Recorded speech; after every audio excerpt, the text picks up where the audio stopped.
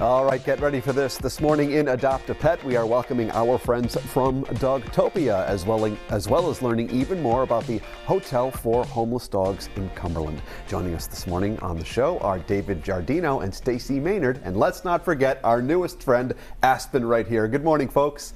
Good morning. Good morning. Nice to have you here. Tell us a little bit about Aspen. Aspen is about 9 months old. She's a little pitty mix. She's been with us about a month, and she's deaf. She's so well behaved. She's been sitting politely, waiting for the segment to begin, and I can see why. Much like me, she responds favorably to treats. Anything else we need to know about her in terms of adoption or what the viewers might need to know? She's super friendly. She would do well in almost any home. She's very active, so she probably would do well with active families who can take her outside and do things with her. She's very social with children, with other dogs, with all people.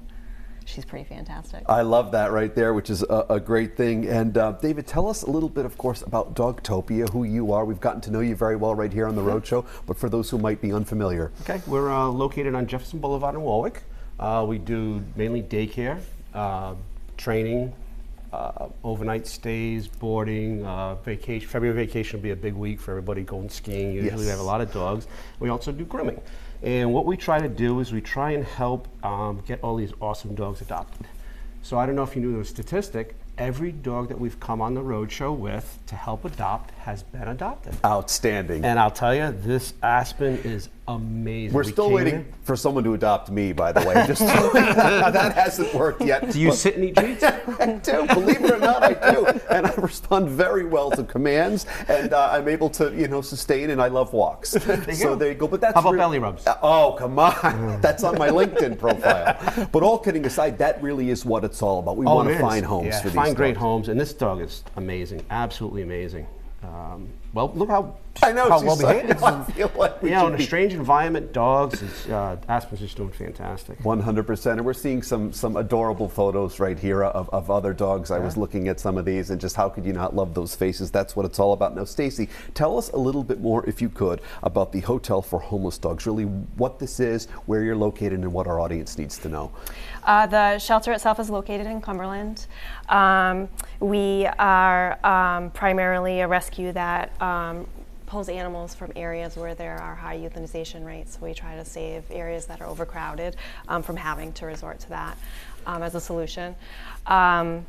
We try to promote a lot of education in the public about the types of animals that are available and the types of homes that are needed, and the types of love and training that some of these dogs need based on their ages and their backgrounds and stuff.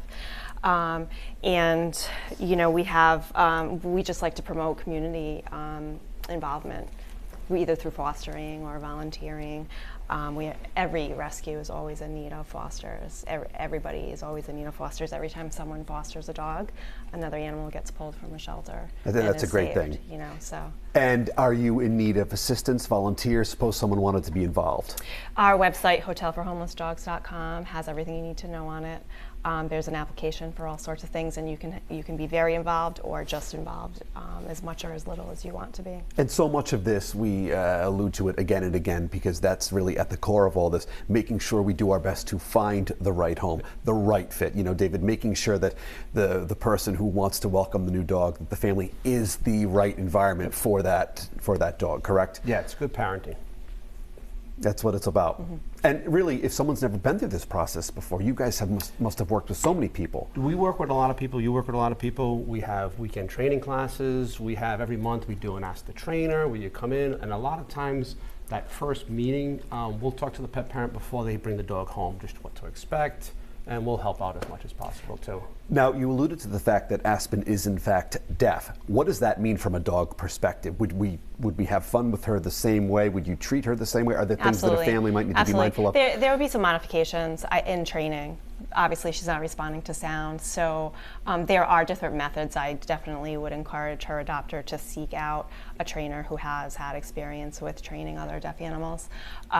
But she's still a dog. You know, she's still a dog. So as long as she can see you and she starts learning some of your body language, and vice versa, you learn hers, it won't be that much different. Something to be mindful of. Well, folks, a great pleasure to have you here. Thank you for Thank you bringing for having Aspen us. by. Thank We'll you. send her back to her trailer now. We have plenty of Alpo and all of her favorites on her rider. But all jokes aside, a great pleasure to welcome you and to put the spotlight on Dogtopia and, of course, the Hotel for Homeless Dogs. Thanks for being here. Thanks for Thank having you. us. All right. If you would like to learn even more about the topics we just discussed, or to look at Aspen again, and who wouldn't love to look at that beautiful face right there, just head on over to roadshow.com.